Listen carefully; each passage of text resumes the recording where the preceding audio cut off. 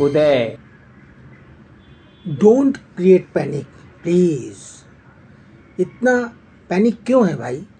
Youth को लेकर जिस तरह से टीआरपी बटोरने के लिए चैनलों में होड़ लगी हुई है, जिस रफ्तार से यूथ के दृश्य दिखाए जा रहे हैं, उसे देखकर शर्म से सर झुक गया है। ये सब कुछ क्या दिखा रहे हैं आप लोग, और क्यों दिखा रहे हैं? केवल टीआरपी के लिए? नहीं, ये गलत है। हमें तो हमारे गुरुओं और वरिष्ठ पत्रकारों ने, स्वर्गीय राजेंद्र माथुर जी, स्वर्गीय एसपी सिंह, स्वर्गीय उदयन शर्मा, संतोष भारतीय जी, संजय गुप्ता जी, हमारे प्रथम गुरु एमजे अकबर और अविक सरकार ने यही सिखाया है कि जहां फुटेज की ज़रूरत हो वहां फुटेज लगाएं, अनावश्यक पैनिक क्रिएट ना करें। जी हाँ, यही हमें सिखाया गया है। हमारे गुरु और पथ प्रदर्शक एसपी सिंह कहते थे कि सुबह सुबह अखबार में खून खराबा क्यों दिखा रहे हो निर्मल? सुबह सुबह पंडित रविशंकर का सितार बजाते हुए एक 5 कॉलम का फोटो छाप सकते हो।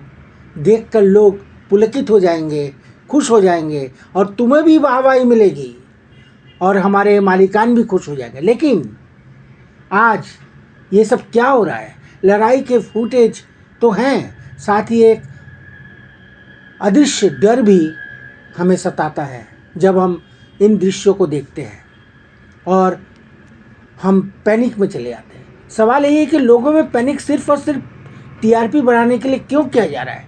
मैं ऐसा इसलिए कह रहा हूँ क्योंकि आज से 50 साल पहले भी लोग रोटी खाते थे ना दोस्त। आप भी रोटी खाते थे, आप भी बड़े हुए हैं, मैं भी बड़ा हुआ हूँ। तब गैस सिलेंडर नहीं था तो क्या देश में भुखमरी आ गई थी?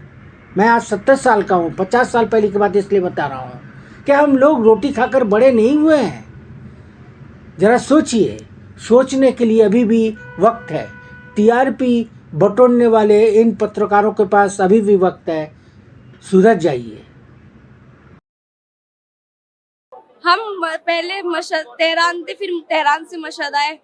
एमबीसी वाले आए थे हमारे पास, उन्होंने बहुत हेल्प की, हमारी सरकार ने बहुत हेल्प करी। हमारी 5 स्टार होटल दिया हमें रहने के लिए, खाने में कोई दिक्कत नहीं आई, हमें कोई दिक्कत परेशानी कोई नहीं आई। वहाँ पे हम सेफली अपने वतन आ चुके हैं। प्रणाम, मैं निर्मलेंदु, आज उदय से।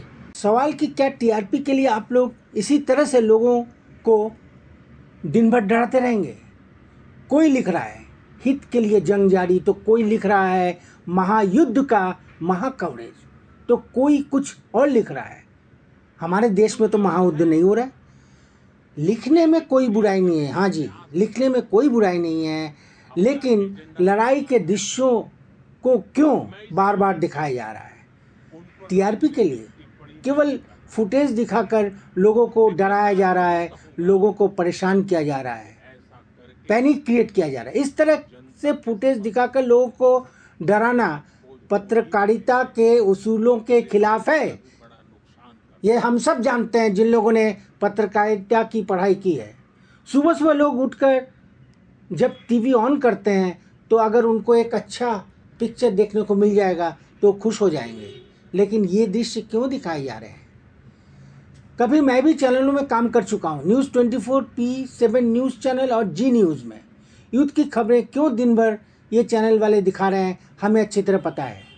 क्यों और क्यों और क्यों क्यों ऐसा हो रहा है? ये सच है कि देश में इन दिनों एलपीजी गैस का संकट है, लेकिन क्या पहले एलपीजी गैस के बिना चूल्हे नहीं जलते थे?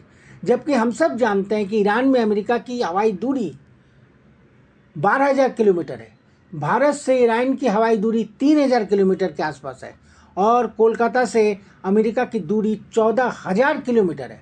मैं आज कोलकाता की चर्चा इसलिए भी कर रहा हूँ क्योंकि मैं इन दिनों मुंबई में हूँ और मुझे कोलकाता यानी अपने घर जाना है।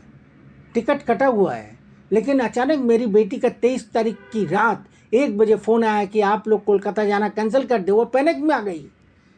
तो वो पैनिक नहीं तो और क्या है, जबकि वो अपने परिवार के साथ 2 दिन पहले ही हमारे साथ थी। हम लोगों ने एक साथ खाना खाया और वो लोग दूसरे दिन चले गए। तो आप खुद सोचिए कि पैनिक किस तरह से हमारे घर में भी पैनिक आ गया है। अब आप ही सोचिए कि अगर युद्ध के बारे में ये सभी बड़े चैनल बढ़ चढ़ कर नहीं दिखाते तो क्या मेरी बेटी रात 1 बजे फ़ोन करती? नहीं करती ना। आप मानेंगे ना, नहीं करती। अब समझने वाली बात यही है कि मुंबई से ईरान की हवाई दूरी 3000 किलोमीटर और मुंबई से अमेरिका की हवाई दूरी 14,000 किलोमीटर है। तो ऐसे में क्या ये संभव है कि बम 14,000 किलोमीटर तय करके कोलकाता आकर यह कहता कि मैं बम हूँ, फट लूँ क्या?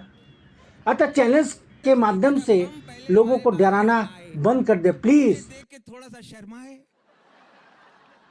फिर लुढ़कते बोले मैं बम हूं, आप बुरा न माने तो फट लूं। और चैनल के मालिकों को भी मैं यही कहना चाहता हूं कि टीआरपी के लिए ये सब न करें, प्लीज प्लीज और प्लीज। इसलिए मेरा चैनल वालों से यही गुजारिश और प्रार्थना है कि खबरें चलाएं, केवल खबरें, क्या हो रहा है ये भी दिखाएं, लेकिन लिखकर स्क्रॉल में चलाकर सभी खबरें दिखाएं, सब कुछ दिखाएं, देश में क्या हो रहा है ये भी दिखाएं, लेकिन हेडलाइंस के माध्यम से बता दें कि गैस से भरा जहाज कहां पहुंचा, कब तक हमें इस हालात से छुटकारा मिलेगा ये भी बताएं कि हमें हालात से जूझने के लिए क्या करना चाहिए, देश के आवाम को क्या करना चाहिए।